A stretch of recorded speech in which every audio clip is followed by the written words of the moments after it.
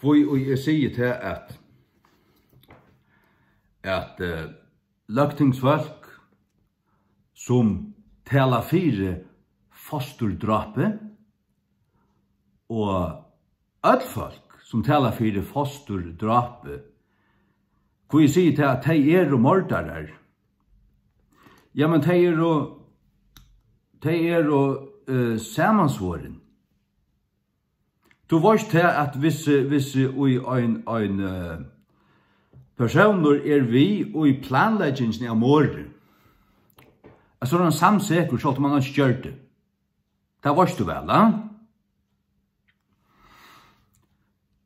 Ta inn vel og grundig har prekvat der, og ta vet du vel, hvis du tår å være ærlig, at avfødt baden et menneske.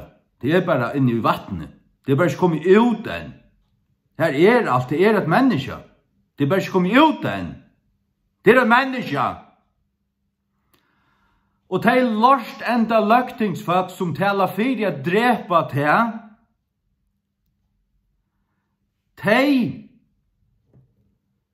taler fyrir mor i landet noen.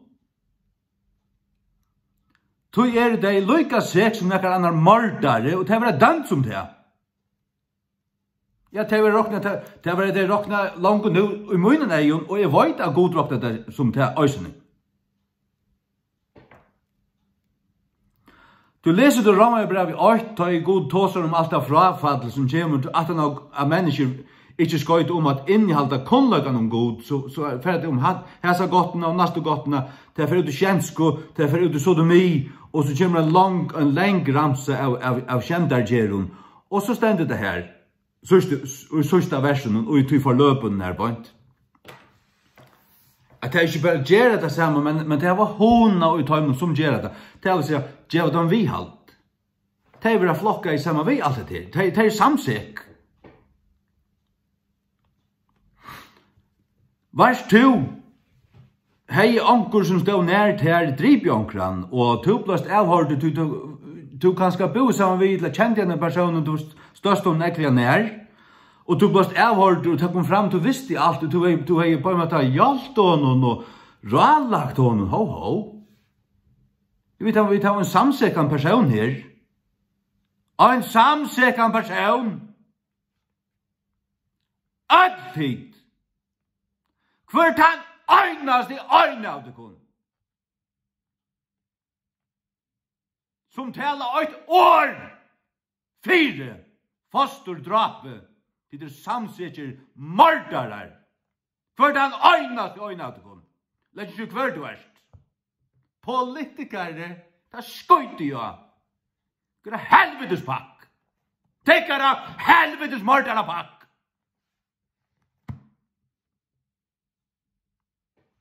Da har jeg bare kallet deg om det som det er. Jeg har ikke bannast, jeg har sagt deg til noen helvetes mordare pakk. Ja, det er ditt.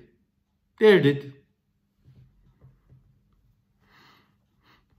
Men er det at du gjør nekka vitta, og er det at du innsetta og ferdig at vi må fullstendig forbjaua fosterdrap i, det skal ikke finnes det. Vi skulle refse en kvann som gjør det. En kvann som taler fyrir du i. Skulle vi refse. Det er vi fyrir at refse. Ja, taler du fyrir fosterdrap, 2000 kroner bøt. Dreper du til foster? 5 år fangsel?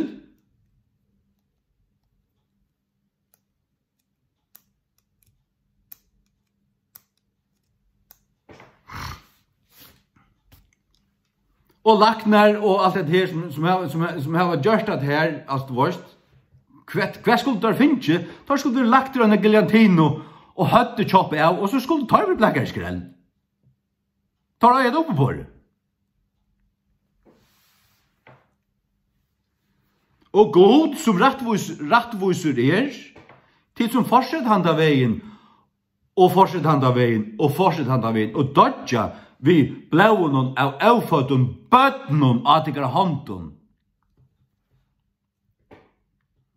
God hever okkur særlig plass og ringkaste økje av helvete til dikken. De slipper ikke bare stand her eller bara bränna normalt. Det var punt om kan sälja något. Att har vi vet i Aravis. Och natt så hugg det åter efter omkring. Men då var väl vi kvart att hitta efter sjön och drömmen som folk har av ända tøyne och av bostadriktningen. Vantryggvande ung afrikansk jenta blev sjuk och så gav 8. aborten som tog. 8. Hon var 40 år, det är 8 abort. Drip 8 foster. Och hon dör. Hon dör medan hon att det här. Tog Atlanta kom ilt för sig. Och Atlanta kom onkel uitdrink kom igen. Och hon sitter av. Och hon får i helvete. Och hon fick ett särligt plats till det som hade drivit sina fastor i helvete. Det fick ju värre räfsning än andra.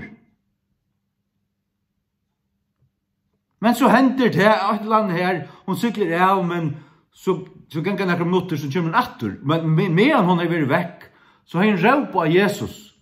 Det råp på Gud, hon kände inte Jesus. Men så är det som kampen om henne och mitt liv dig. Men oj tog att hon kommer åter, så är det här, så kommer Jesus till henne.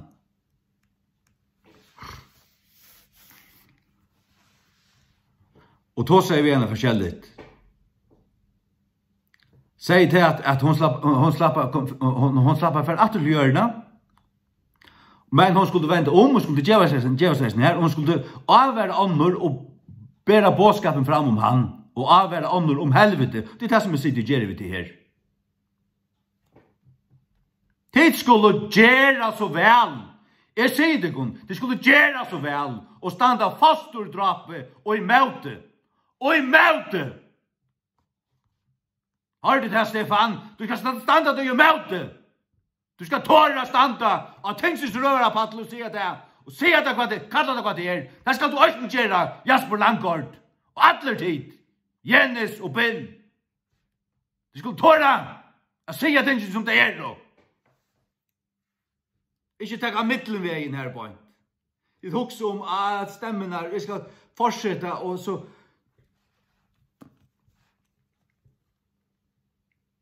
Livet är kristen liv under gode. Det skulle standa till svars för honom. Hvis det tid som tryggvande män standa av tänkstens röra på att allmänt och förskum fjallmilon och säga till vi skulle höra dessa launa. Men vi skulle leva det av som tillfällen. Alltså hvis det baden är downs eller det är sjukt eller mamman är nejtidsen eller ett annat sort så kunde vi bara dräpa det. Det kan vara helvetes mördare! För det har inte jag att gå. Och lieprofeter! Det vill jag äta folk och Jesu namnet. Skammet dig av!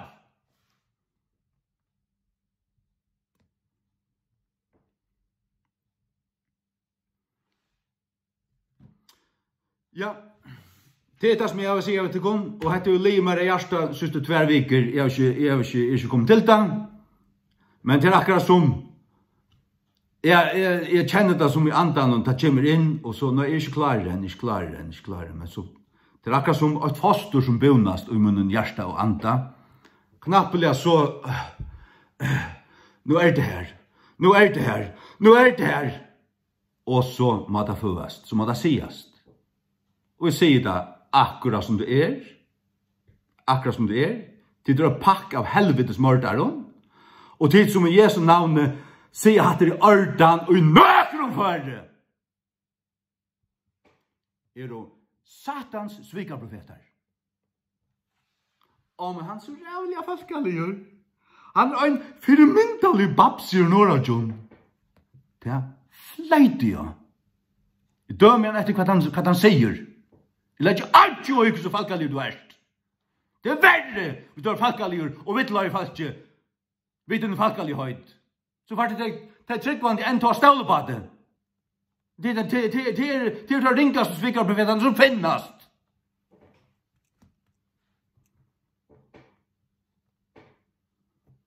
Vi kunde kalla en ulv og säga sin. Men jeg vet at jeg er en seier og i ulvarsinne. Ja. Som Luther, han var så mildur og bleitur, salmaner han kunde skrivas, og talene han tog seg om Guds nøye, Guds kærløyga. Altså. Men tar han stå sint og vittløyng og fastlærer i møte, tar ikke å være fyr. Ikke å være fyr. Skal du være en Herrens Jesus Kristi tjener, så skal du legge nyer til egna hals. Annars er du sånne vertor. Du skal ha løyve som innsats. Annars er du en hyklare.